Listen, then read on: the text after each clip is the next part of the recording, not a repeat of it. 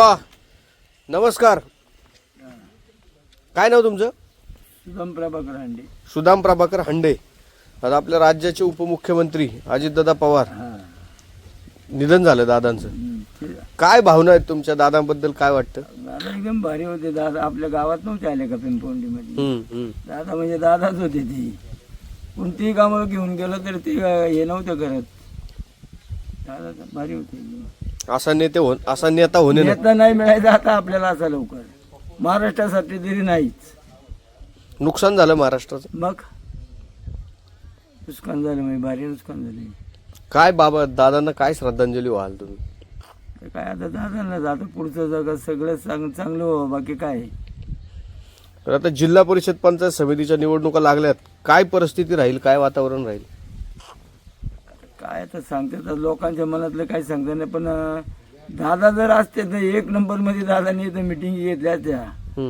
दादाने त्या दिवशीच सांगितलं होतं 4 ठिकाणी. म्हणलं माझी वाट पिंपवंडी नाही, जुन्नर, साकल आणि काही कुठलं तरी असे 3 ठिकाणी तर सांगितले होते आम्हाला त्यांनी. आम्ही एकदा ऐकलं होतं.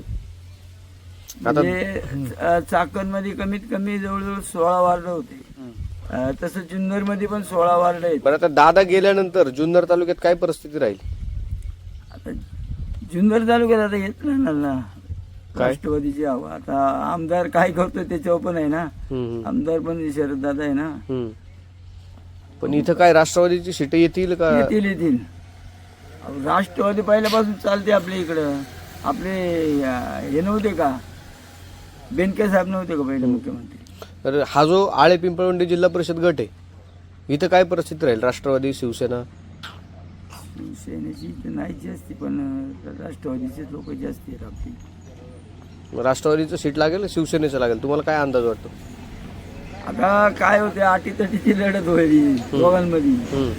आता मुंजेशांना काकडे गेल्या वेळेला निवडणुकीला होता बघा शरद आपल्या याच्या टायमाला. तेव्हा एक मतावरून पडलेला आहे तो. आता काय परिस्थिती होती त्याच्यावर लोकांच्या याच्यावर. पण तुम्हाला काय वाटतं राष्ट्रवादीची जास्त मतदान इथं राष्ट्रवादी होईल.